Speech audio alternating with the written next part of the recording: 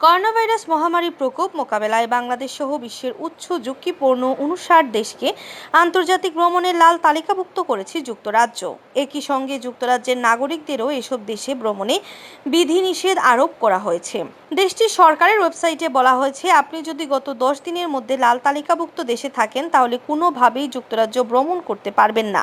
তবে ব্রিটেনের নাগরিক, আইরিশ নাগরিক এবং যুক্তরাজ্যে যাদের বসবাসের অনুমতি আছে তারা লাল তালিকাভুক্ত দেশ থেকে ব্রিটেনে ভ্রমণ করতে পারবেন। বাংলাদেশ সহ বিশ্বের ৫৯ দেশের ব্রিটেনের লাল তালিকাভুক্ত হলেও এই তালিকা থেকে রেহাই পেয়েছে ভারত, বাহরাইন, কাতার ও সংযুক্ত আরব আমিরাত। লাল থেকে বাদামি তালিকায় ঠাঁই পেয়েছে ওই ৪ দেশ। এর ফলে এই ৪ দেশ থেকে কেউ যুক্তরাজ্যে ভ্রমণে গেলে তাকে ১১ দিনের হোটেল কোয়ারেন্টাইনের বিল পরিশোধ করতে হবে না।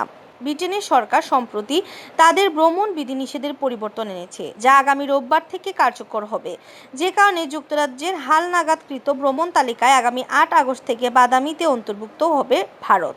এছাড়া সবুজ থেকে বাদামি তালিকায় অন্তর্ভুক্ত হওয়ার সম্ভাবনা রয়েছে এমন দেশগুলো চিহ্নিত করতে ব্রিটেনের সরকার একটি সবুজ পর্যবেক্ষণ তালিকা তৈরি করেছে।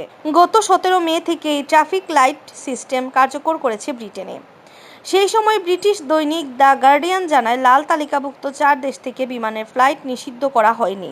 এসব দেশ থেকে ব্রিটিশ, আইরিশ ও যুক্তরাজ্যের বাসিন্দাদের বাণিজ্যিক রুট ব্যবহার করে ব্রিটেনে ফেরার পরামর্শ দেওয়া হয়েছে।